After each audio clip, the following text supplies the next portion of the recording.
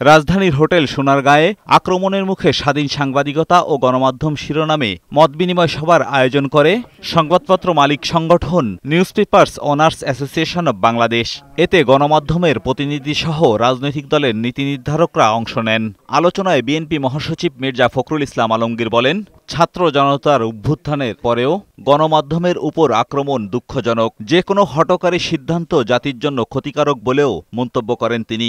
আমরা এটাও ঘোষণা করেছি যে আমরা যে কোনো মূল্যে সংবাদপত্রের স্বাধীনতা, মানুষের স্বাধীনতা, ভোটের স্বাধীনতা, জনগণের স্বাধীনতা রক্ষা করার জন্য আমরা সর্বাত্মক প্রচেষ্টা চালাবো। এর আগে জাতীয় প্রেস ক্লাবে রাষ্ট্র পুনর্গঠনে লেখক শিল্পীদের ভূমিকা শীর্ষক আলোচনা সভায় যোগ দেন বিএনপি মহাসচিব। প্রধান অতিথির বক্তব্যে তিনি বলেন, যে সংস্কার শুরু হয়েছে তা শেষ করে দ্রুত নির্বাচনের পথে হাঁটতে হবে। জুলাই বিপ্লবের মাধ্যমে যে সুযোগ সৃষ্টি হয়েছে, ঐক্যের মাধ্যমে তা সফল করার আহ্বানও জানান বিএনপি মহাসচিব। সকলেরই এখন যেটা উচিত যে অনৈক্য সৃষ্টি না করে ঐক্যের মধ্য থেকে আমরা যে সুযোগটা সামনে পেয়েছি সেই সুযোগটাকে কাজে লাগিয়ে অন্তত আমরা কিছুটা হলেও সামনে এগিয়ে যাই। ফ্যাসিবাদ পরাজিত হয়েছে, ফ্যাসিবাদ যে কোনো সময় আবার ফিরে আসতে পারে, কারণ আমরা সেই রাস্তা যেন তৈরি করে না দিই।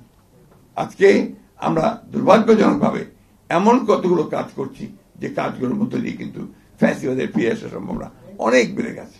ইসকনের বিষয়টি উদ্দেশ্য প্রণোদিত এমন আশঙ্কা করে যে কোনো অনাকাঙ্ক্ষিত পরিস্থিতি যাতে সৃষ্টি না হয় সে বিষয়ে সবাইকে সতর্ক থাকার আহ্বান জানান বিএনপি মহাসচিব। এজাজুল হক মুকুল, বৈশাখী সংবাদ, ঢাকা।